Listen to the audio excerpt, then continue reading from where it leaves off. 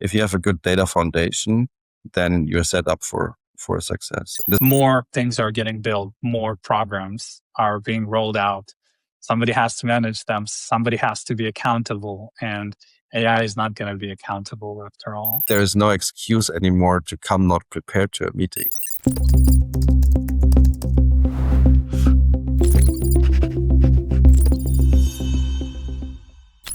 Hello and welcome to Thriving Engineering Podcast.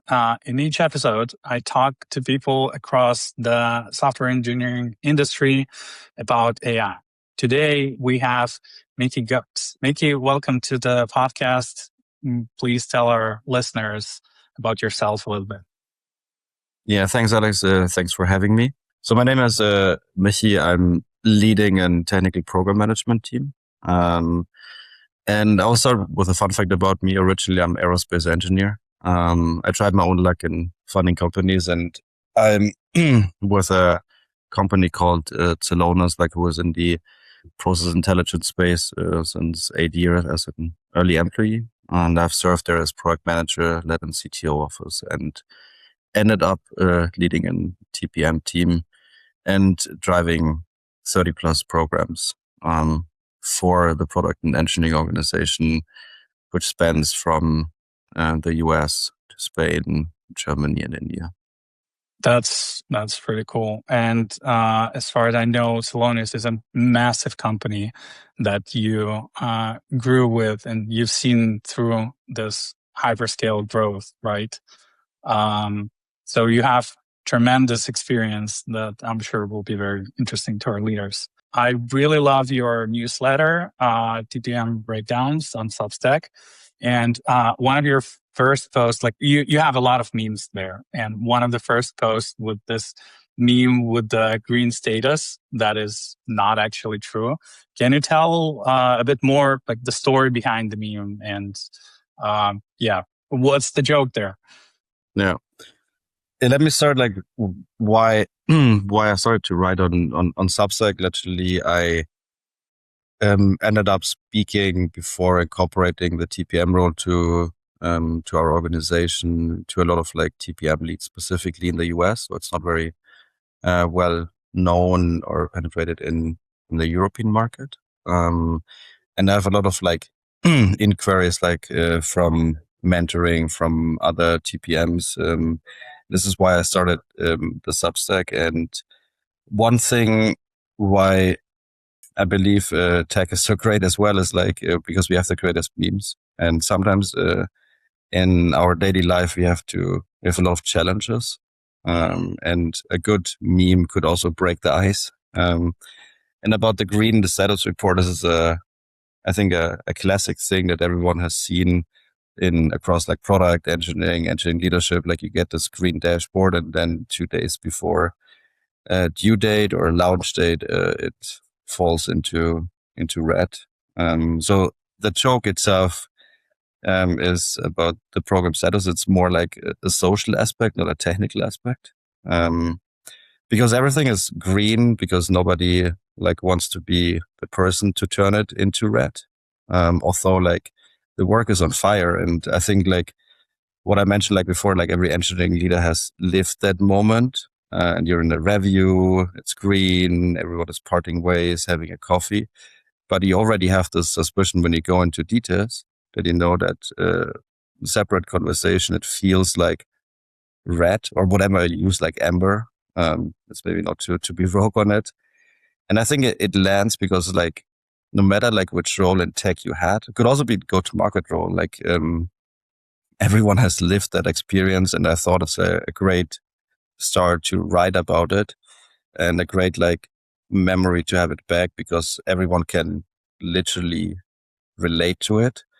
And a green status or a red status or an amber status is something which is daily bread and butter for TPMs. And this is what the Substack is also about. And it also has, I think, inherits a lot of things about how people are communicating with each other. Because sometimes I'm a strong believer it's a good thing to call it red, because it's better to have a conversation early on rather than later and everyone is going into a code red or code yellow, however you feel it.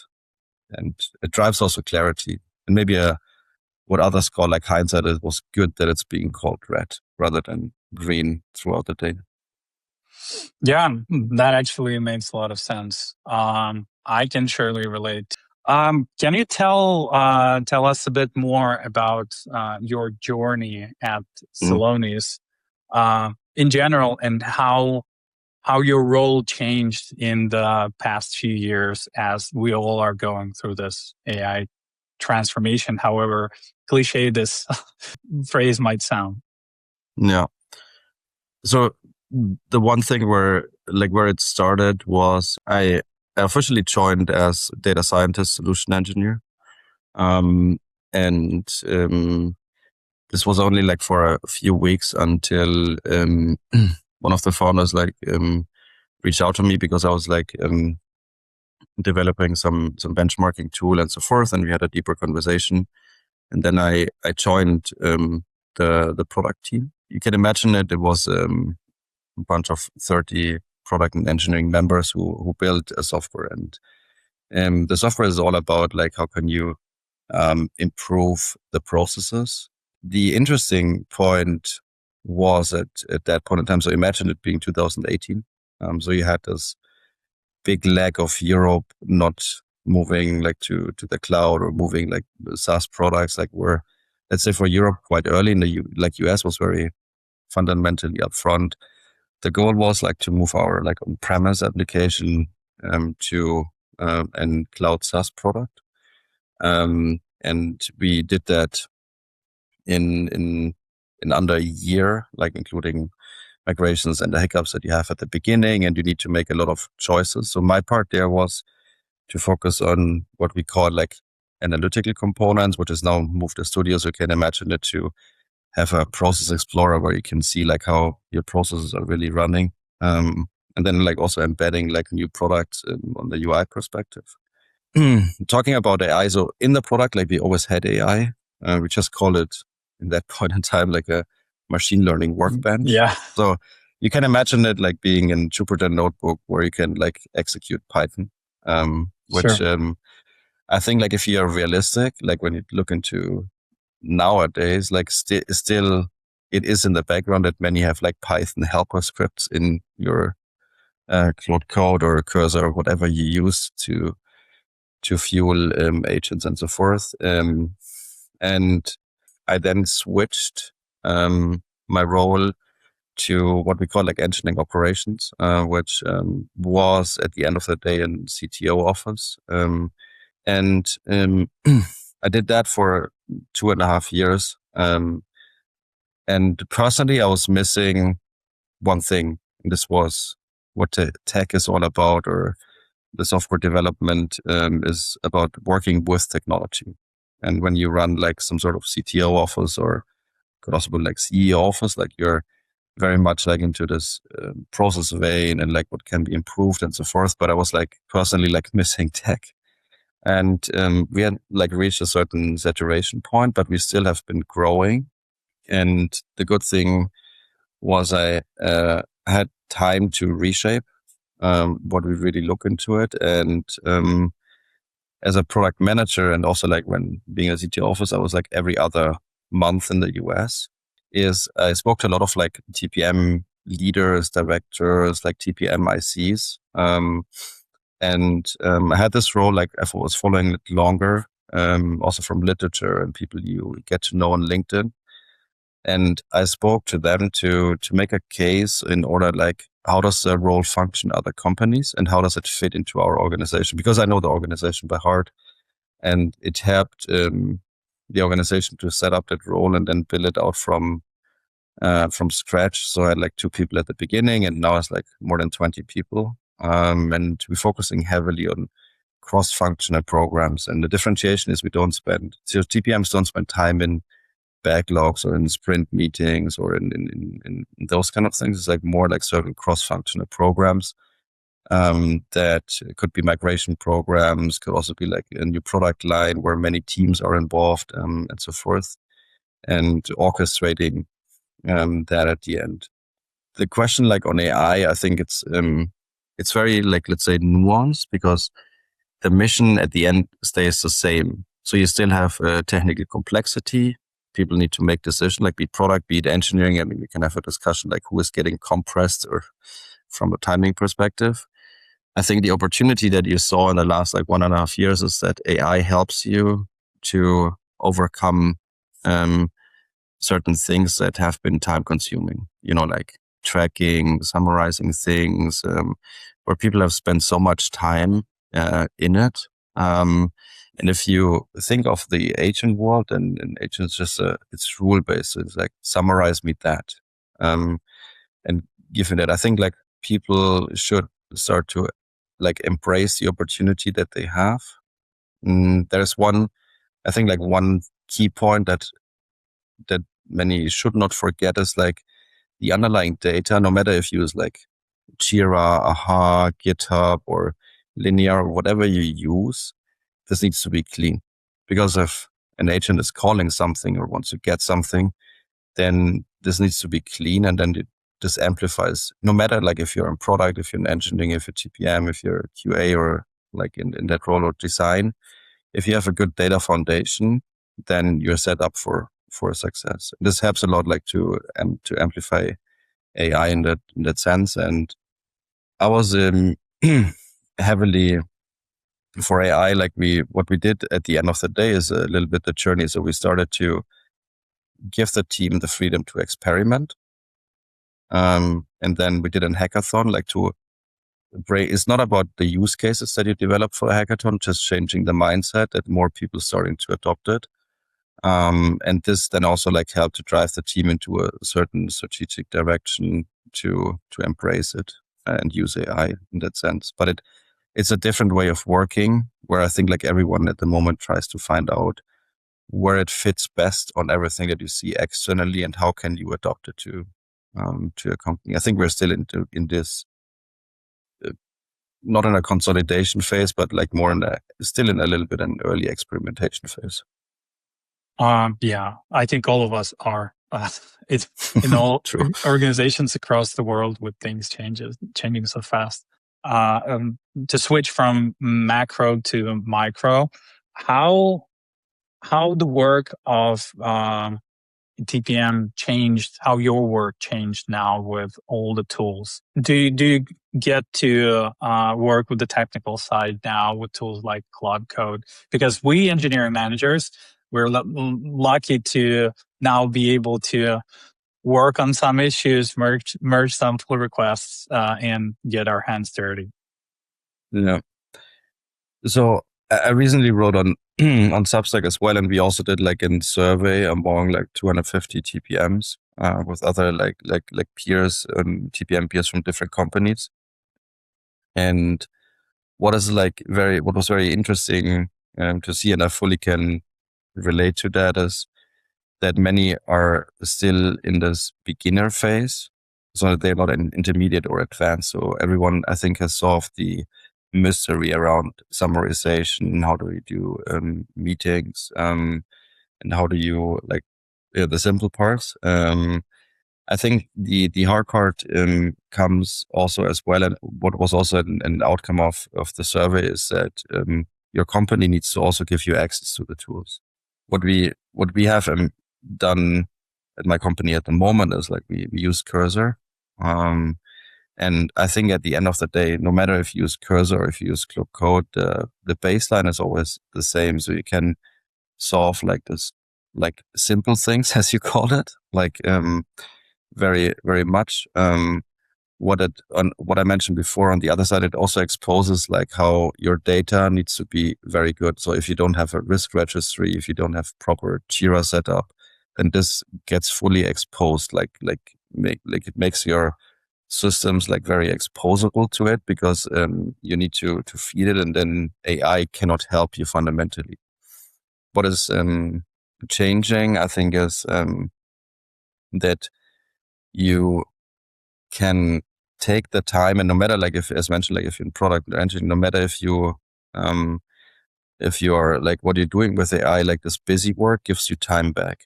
And this, I think, is an opportunity for all roles, like in a tech company, to focus back on what is important, like this strategic judgment, like reading the room. AI cannot help you in it can come up with a stakeholder map, but still humans need to talk to each other to make a judgment and also Yeah, have judgment this matters final for sure. calls. Yeah.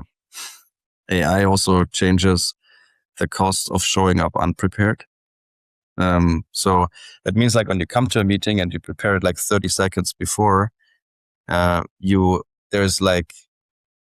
is no excuse anymore to come not prepared to a meeting. So it's not a choice anymore if you come prepared. I think it's getting like more a mandate that, and if you have a meeting, that it becomes prepared.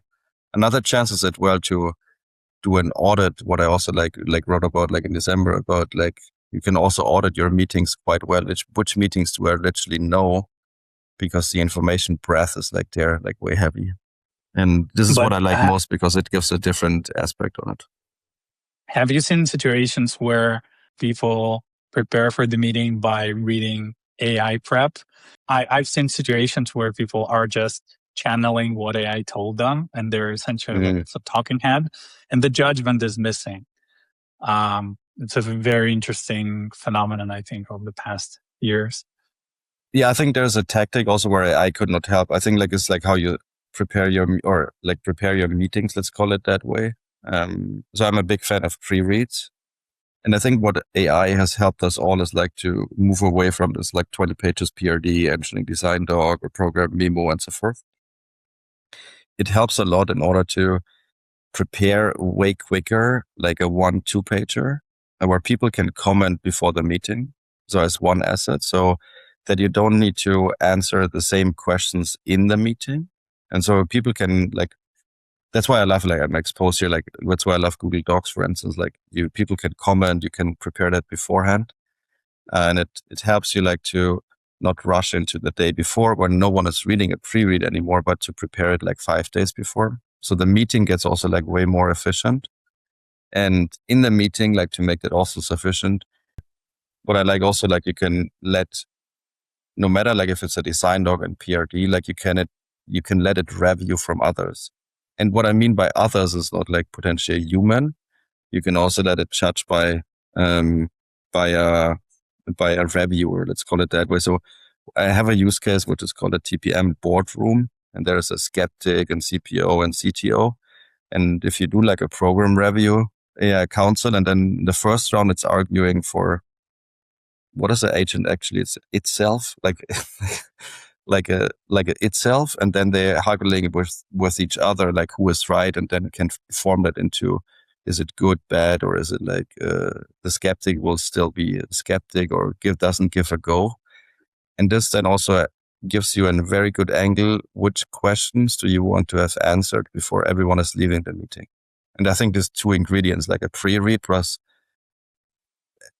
definition of done or acceptance criteria for that meeting, to come to the point makes it more easier, and the human interactions in meetings like way more efficient. I love this approach. And when I was talking about quote unquote simpler things, that's what I meant, because you can have a very simple meeting summarization and that's it.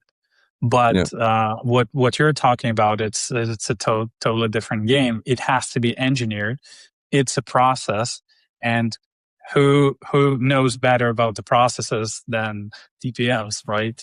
I like, my personal opinion is that that's what us managers in general will be doing more. So less of the mechanics, like, hey, here are the action points after the meeting, sending to everyone, asking for updates and this and that coordination, more about actually engineering the processes.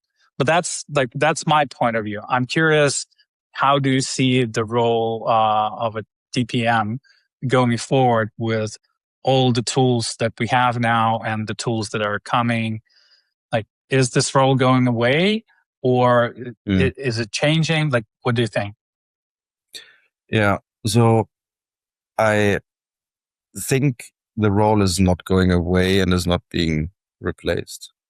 I think the role in itself like will fundamentally change. And I think like there are three stages that everyone is going through. Like one is like more You're a tracker of something, then you orchestrate something, and then you become what I call like an AI architect at that end.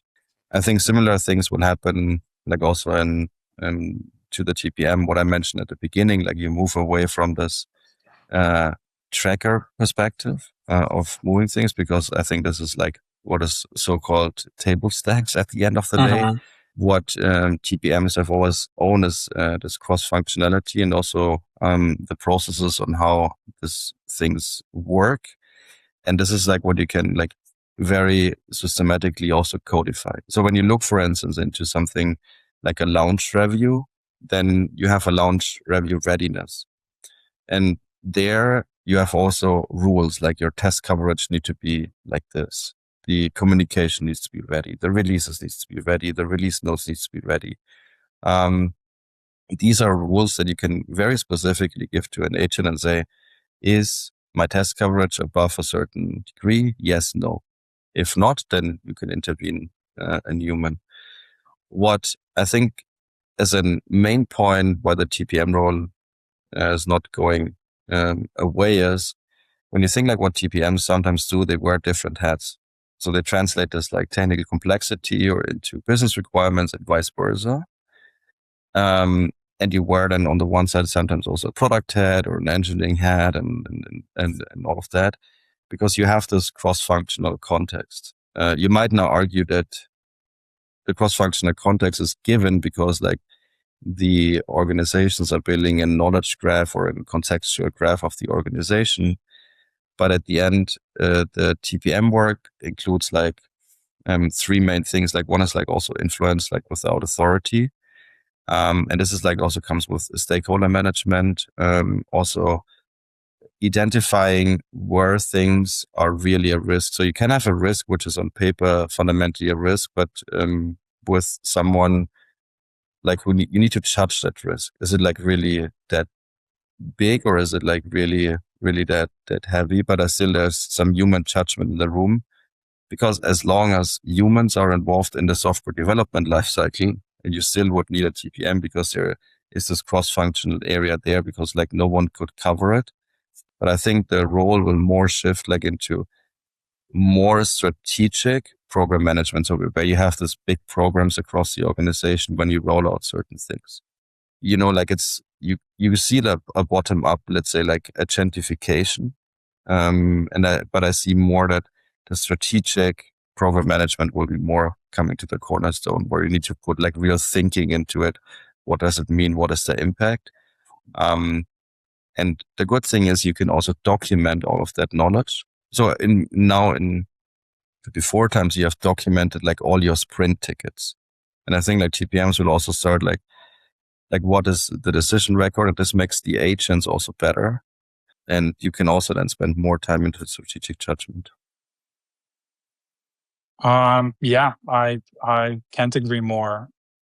To be honest, I don't think anyone is getting replaced unless like your job is purely repetition, but that's an issue in itself. I also think that we're this is this paradox that we're having.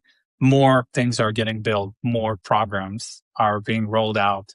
Somebody has to manage them. Somebody has to be accountable, and AI is not going to be accountable after all. And yeah, judgment calls will always be on humans as well.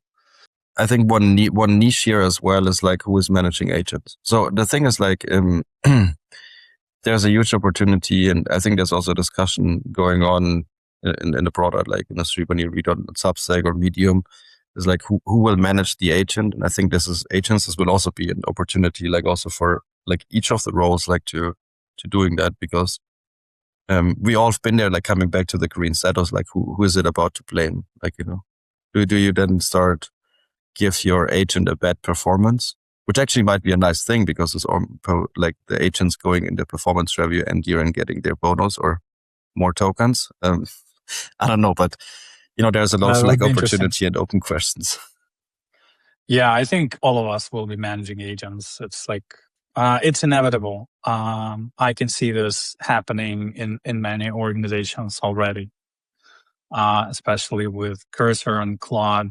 Every team from GTM to DevOps, like throughout the organization.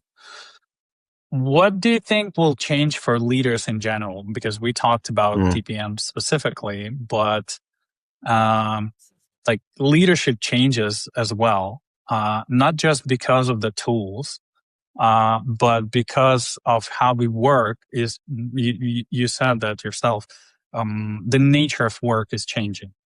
So this inevitably leads to the nature of leadership changing as well.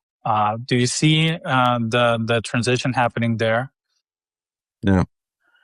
So I think like one interesting fact is where to start is like, what is a leader? I think like AI unlocks it, the capability that everyone can become a leader. Because currently, like when you see in some engineering teams, like you have this, and what I also advise, like listen to the silent person in the room, like they also getting empowered to become leaders. And I think the biggest productivity gains from AI for leaders are not in the execution.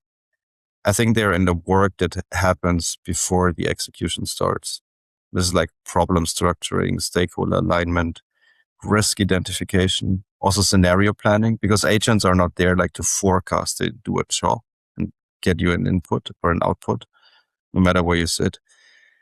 And I think like leaders who use AI to think harder before committing to a direction will consistently outperform those who use it to go faster into one direction before that has already been chosen. And I think this is like exactly a little bit what I think happening to everyone is like this upstream strategic work gets way more important. And this is, I think, like a big opportunity. Everyone should look into it, no matter like if you're an engineering leader or if you're an IC who wants to become a leader. And I think this line blurs like very heavily. And you see that in the last year, like, should I do an IC career path or should I do an M career path? I think this line like gets blasted away because you see the tendency that many go back to an IC role. And I think there will be a huge shift. But I still like see the evidence of managers, but both have this leader perspective in place. And maybe as a short second point, I think there is what is also worth noting is that is institutionalizing judgment. So I think if you have one concrete pattern in the decision record, so that's why I think like architecture decision records or organizational decision records become like more important because they identify a design rationale and post-mortem learnings, and they solidify the organizational knowledge and might also feed into, like, let's say, general LLMs that help other organizations to become better in order to not fall into the trap. Or even this myth around, like, could a one person build a 1 billion company? I think if someone cracks it, that this patterns that so in happening in the software industry can be solidified into a general LLM could help in order to do that. But before do that, like I think an organization who doubles down on decision records, design rationales, and everything is documented, systematic. I think this will be such a fuel for agents, how they act in the company context. And I think this might be a new kind of organizational asset that might help leaders who start to document their things or have this documentation already in place or have a GitHub for decision records. This will like empower them fundamentally to make the right decision so that you have a lot of leverage as a leader going forward. And I think this might be an advice like also for every leader to start documenting your stuff. You can also use a voice on what you have done every day. Yeah, I think it's great advice. To summarize what you just said in simple words, I just had it spinning in my head. Everything, you can do anything now with AI tools, but not everything at once. So deciding what to do and building a framework for these decisions going forward, that's the real differentiator for leaders. I think what you mean is like output is nearly free. But building this coherence on documenting the things that happen in the organization, if everyone is doing it, then you build a system and standards that compound over time. Exactly. Yeah. Any other advice to the leaders and engineers and TPMs listening to us? You already mentioned documenting everything as much as possible throughout the organization. Voice notes at the minimum. Maybe anything else? I think what will definitely not go away the next 12 months is a promo cycle. No matter like if you have it once a year or twice a year, and everyone is then gold rushing the last 4 weeks, what I have done the last 12 months. The challenge is like with AI, like it's like a train that is very super fast at the moment. What I can recommend is like to record voice notes every week. So make a calendar invite in your thing and just, or make it a meet even, or record it on your iPhone or which phone you ever use every week, and then let it put into a markdown file or a document and let it transcript. Just by making your own decision record for yourself and documenting it properly helps you in your career moving forward, I think, very heavily. No matter like if you're an engineering leader or like also an IC, but it gives you clarity. So many don't have had the time to document what they have done. And now it's like the entry barrier is so low, but just recording it sounds very weird when you do it the first like 2-3 times, but try it out and then let me or like Alex, you like know on how that works. But this is like, I think my top advice at the moment. I do that like since 5 months now, and it helps a lot, like in order to save it automatically and then give you a Monday briefing or even a Sunday briefing, no matter like how your week starts. But it helps a lot, like in order to circle back on what you could do.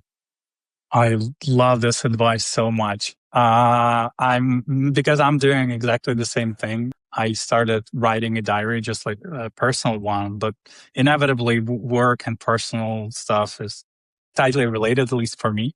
So I end up putting everything there. And what I started doing maybe like last year, there's an app called Granola that can take meeting notes and so on, but they have like an iOS app, maybe Android as well.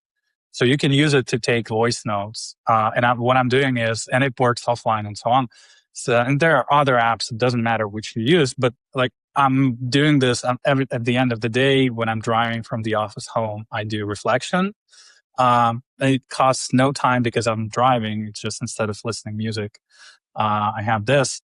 And then exactly as you said, I can go back. I have all the summaries, all the transcripts. I can go back and see the progression of how I was thinking, what I was doing. I think it's such an amazing advice for work and also for personal life. It's just wonderful. Thank you. Yeah, 100%. Don't be scared to do it. Yeah, it definitely is weird initially, but then you get used to it and you don't feel like a person talking to oneself. Michi, thank you so much for joining today. I think you have tremendous experience, and I highly recommend all of our listeners and viewers to go and check out the Substack, the TPM Breakdown Substack. And yeah, thank you for joining. Thanks, Alex, for having me. And yeah, thanks for having me. Thank you.